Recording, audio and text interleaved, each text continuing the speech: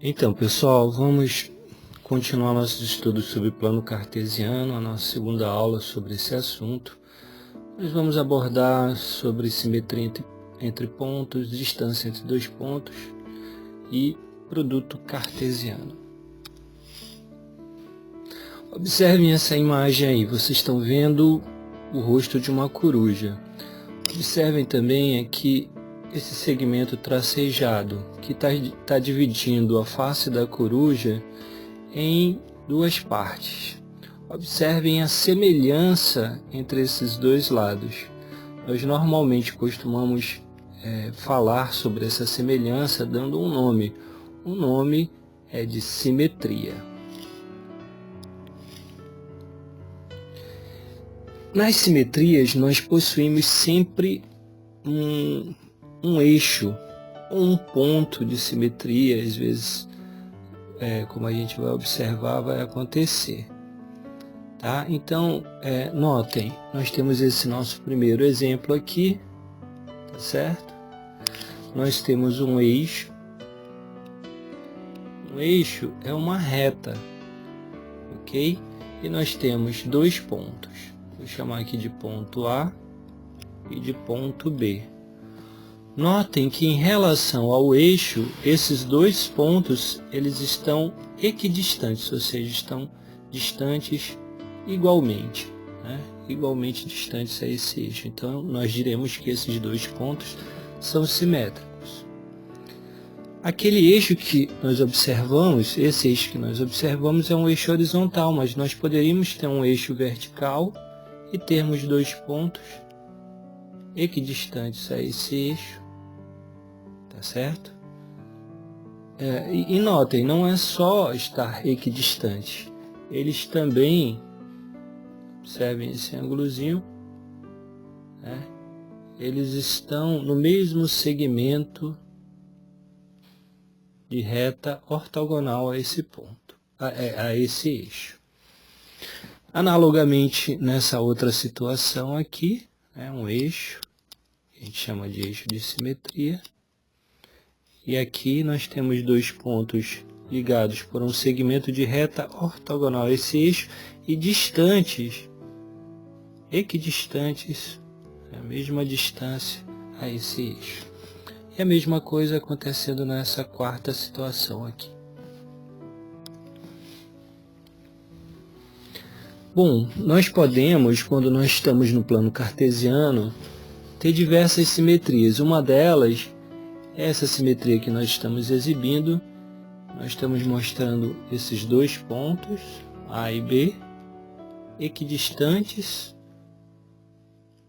do eixo horizontal, o eixo das abscissas, eixo X, tá certo? E no mesmo segmento. Esse segmento cortando o nosso eixo X de um ângulo de 90 graus.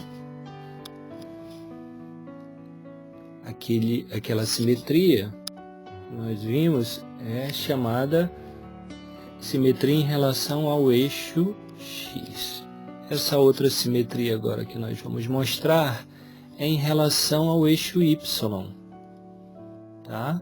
Esses dois pontos são equidistantes, estão no mesmo segmento de reta, cortando o eixo Y, o eixo de simetria, em 90 graus. Nós também temos um outro tipo de simetria, que não é uma simetria em relação ao eixo, mas uma simetria em relação à origem. Observem a origem. Temos um segmento de reta unindo os dois pontos. Eles distam igualmente da origem, tá certo? Essa distância é igual a essa distância. Então, nessa situação, não existe ortogonalidade em relação a um ponto. Não existe um ângulo de 90 graus em relação a um eixo. Então, nós dizemos que esses dois pontos são simétricos em relação a um ponto, que no caso é a origem. Vejam agora esse exemplo mais concreto. Nós temos o nosso ponto A, ponto 2, 3. Se nós quiséssemos obter um ponto simétrico a ele em relação ao eixo y, nós traçaríamos um segmento perpendicular, como nós fizemos aqui, perpendicular em relação ao eixo y, ok? E a partir desse ponto daqui, nós contaríamos a mesma distância e aí obteríamos nosso ponto B, que nesse caso vai ser o ponto menos 2, 3. Essa seria uma assimetria em relação ao eixo y. A simetria em relação ao eixo x, nós traçaríamos esse segmento a partir do ponto A ortogonal ao eixo y e depois continuaríamos esse segmento até termos essa mesma distância do A para o eixo, do eixo para o nosso ponto de simetria, que nesse caso seria o ponto C.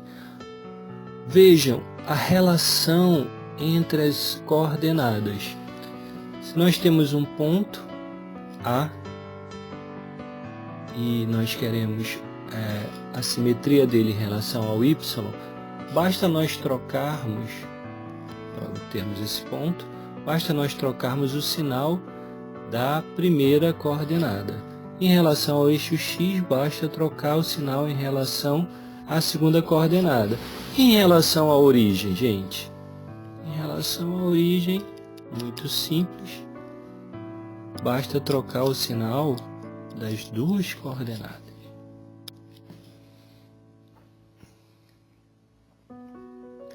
Bom, vamos ver agora o que seria a distância entre os dois pontos no plano cartesiano. Nós temos um ponto A, temos um ponto B. Aqui não está escrito, mas aqui ao lado está escrito. Dados dois pontos quaisquer, as coordenadas do ponto A, x, a, y, a, e as coordenadas do ponto B, x, b, y, b. Bom, se nós ligássemos, vamos colocando os dois pontos no plano cartesiano, tá certo? Aqui o ponto A e aqui o ponto B. Ligando um segmento entre esses dois pontos, observem que nós poderíamos completar um triângulo, que a gente chama de triângulo retângulo, né? Aqui seria a hipotenusa e a hipotenusa, aqui catetos, ângulo de 90 graus. Ora, notem que se aqui é YA e aqui é YB, evidentemente este tamanho daqui, ó, esse lado, é exatamente igual a este tamanho daqui, que nada mais é do que o valor de YA menos o valor de YB. Analogamente, se nós temos aqui XA e XB e queremos esse tamanho daqui, ele vai ser igual a esse, que nada mais é do que XA menos XB. Ora, usando o teorema de Pitágoras, nós lembramos que essa hipotenusa daqui ao quadrado, certo, é igual à soma dos quadrados dos catetos. Ora, extraindo a raiz e observando que a distância entre dois pontos é exatamente igual à hipotenusa, nós vamos ter essa expressão para o cálculo da distância entre os dois pontos. Tá certo? Porque nós elevaríamos esse daqui ao quadrado, elevaríamos esse daqui ao quadrado, somaríamos, nós teríamos então esse valor daqui. Extraindo a raiz, passando esse quadrado para o outro lado, nós extrairíamos a raiz e obteríamos então o valor da hipotenusa, que é exatamente o que corresponderia à distância entre os dois pontos A e B. Um cálculo rápido, nós podemos determinar a distância entre esses dois pontos. O A é 1 menos 1, o B 4 menos 5. Notem eles, os dois pontos expressos no plano cartesiano, ponto A e o ponto B. Aplicando a expressão que nós obtivemos no slide passado, basta nós pegarmos 4 menos 1 ao quadrado. Aqui a gente tem que tomar um cuidado com os sinais, tá? Aqui seria menos 5 menos 1, que nós teríamos então menos 5 mais 1 ao quadrado. Ok? Realizando as operações básicas, nós teríamos ao final que essa nossa distância corresponde ao valor 5. Vamos falar um pouco sobre relação, gente. O que seria a relação? No dia a dia nós vemos vários tipos de relação. Ora, quando você vai comprar pães, evidentemente cada quilo de pão tem um valor, né? Tem um preço. Então nós estamos relacionando nessa situação pães com preços. O número de questões que você acerta no teste está intimamente relacionado com a nota que você vai tirar. Da mesma forma, um salário recebido está intimamente relacionado com o desconto que vai se ter no INSS ou até no imposto de renda. A medida de contorno de um terreno com a quantidade de metros de arame que a gente vai precisar para cercá-lo. Velocidade média de um automóvel com o tempo de duração de uma viagem. Tudo isso são relações que a gente vê durante o nosso dia a dia. Novamente, voltando a esses exemplos, você pode se perguntar: quanto custará 10 pães nesta padaria? Com R$6, quantos pães posso comprar? Veja, estamos relacionando dinheiro com quantidade de pães. Ok. Para que usar uma sentença matemática com letras e outras complicações se eu posso simplesmente dividir a quantia dada pelo valor do pão e achar 50?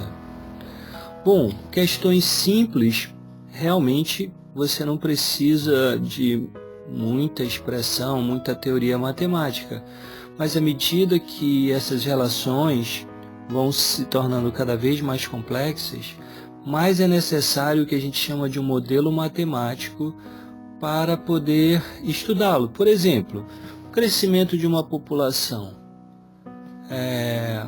Não só, como a gente está colocando aqui, população de bactérias, mas a população numa cidade, etc, etc, etc.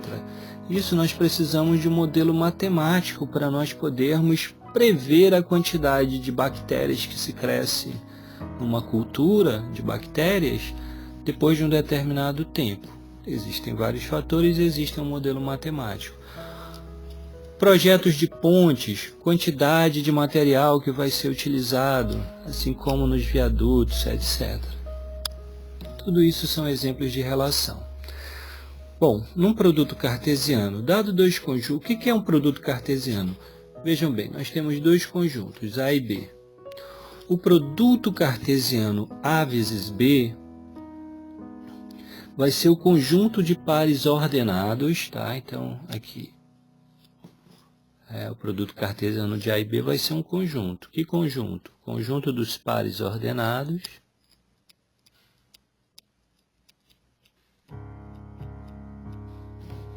onde a primeira coordenada é formada pelos elementos do conjunto A e a segunda formadas pelos elementos do conjunto B. Por exemplo, vejam, se nós temos esse conjunto A, 1, 4, 9, e o conjunto B, 2, 3, qual seria o produto cartesiano desses dois conjuntos? Veja, não é multiplicar o elemento 1 vezes o elemento 2, aí dá 2, o elemento 4 vezes o elemento 3 e dá 12. Não é isso não, é agrupamento de pares, tá? A gente pega um elemento do conjunto A e agrupa com o elemento do conjunto B. E a gente faz isso para cada um deles. O 1 agrupado com 3. O 4 agrupado com 3.